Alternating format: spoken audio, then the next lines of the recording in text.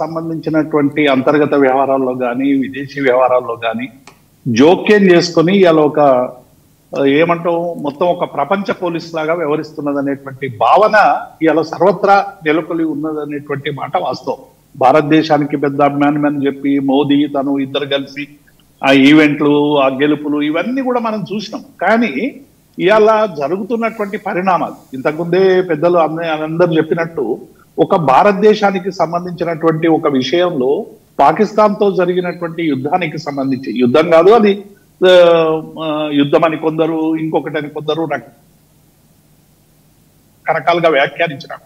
మన దేశానికి సంబంధించినటువంటి సైన్యానికి సంబంధించినటువంటి విషయాల్లో మన దేశానికి సంబంధించినటువంటి జోక్యం చేసుకునేటువంటి హక్కు ఎక్కడిది అనేటువంటి అలా భారత పౌరులందరూ కూడా ప్రశ్నిస్తున్నటువంటి సందర్భం. నిజంగానే యుద్ధం వలన శాంతి ఉండదు, యుద్ధం వల్ల నష్టం జరుగుతుందని అన్ని దేశాలు తెలుసు, మనకు గత అనుభవాలు కూడా ఉన్నాయి. కానీ మొత్తంగా కూడా దేశానికి సంబంధించినటువంటి అన్ని వ్యవహారాల మీద జోక్యం చేసుకొని దేశానికి సంబంధించినటువంటి సంపదను దోచుకోవాలనేటువంటి పద్ధతిలో, లేకుంటే దేశ సైన్యాన్ని నిర్వీర్యం చేసేటువంటి పద్ధతి కానీ, దేశంలో ఓ రకరకాల కల్లోలాలు సృష్టించేటువంటి పద్ధతి కానీ జరిపినప్పుడు వాటి మీద దాడి చేసేటువంటి సందర్భంలో మన దేశం కంటే ఎక్కువగా ప్రేమ ఉన్నట్టు నేనే ఆపినా అని ప్రకటించుకోవడం అనేటువంటిది కూడా మొత్తంగా కూడా భారతదేశంలో అనేక మంది అనేక రకాలుగా ఆ రోజు బాధపడినటువంటి సందర్భాన్ని చూశాం. ట్రంప్ వలసదారుల విషయంలో అవలంబించినటువంటి పద్ధతి కానీ రెండవసారి అధికారంలోకి వచ్చినాక ఒక మతి భ్రమించినటువంటి ఒక అగ్రరాజ్య నేతగా ఇవాళ మన కళ్ళ ముందు కనబడుతున్నటువంటి సందర్భాన్ని చూసాం. ఇటీవల న్యూయార్క్ ఎన్నికల్లో కూడా అటువంటి ఫలితాలు మనకు చాలా స్పష్టంగా కనబడ్డాయి. వాటికి వ్యతిరేకంగా, ట్రంప్కు వ్యతిరేకంగా ఇవాళ అమెరికాలోనే పెద్ద ఎత్తున అనేక ఉద్యమాలు జరుగుతున్నటువంటి తీరును కూడా మనం చూస్తా ఉన్నాం.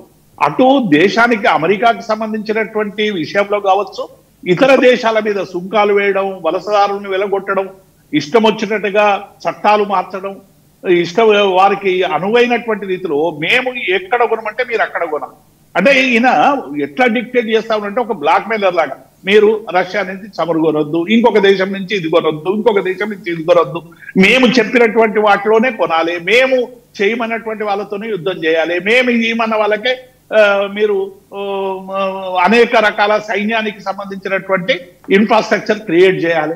ఇది భారతదేశ సార్వభౌమత్వానికి ఇది ఒక ప్రమాదకరం. డెఫినెట్ గా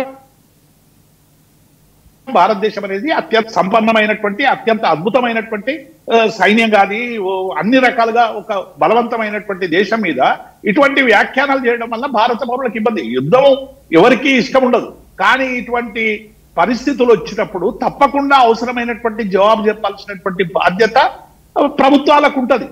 అది చేసినటువంటి సందర్భంలోనే అందరూ ఏం కోరుకుంటున్నారంటే మూతోడు జవాబు ఇవ్వాల్సినటువంటి అవసరం ఉండే అనేటువంటిది ప్రతి ఒక్కరు కూడా అనుకున్నటువంటి సందర్భం.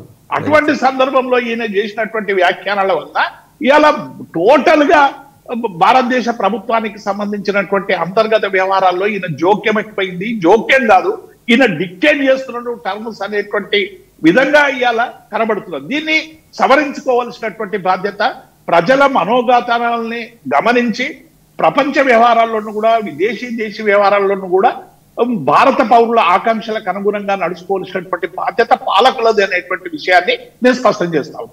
రైట్. ప్రకాష్ రెడ్డి గారు, మీరేమంటారంటే ఆయన మాట్లాడారు, సరే ఆయన మాట్లాడారు కదా, అలా చూసి చూడనట్టు వెళ్ళిపోదామా, లేకపోతే సమాధానం చెప్దామా?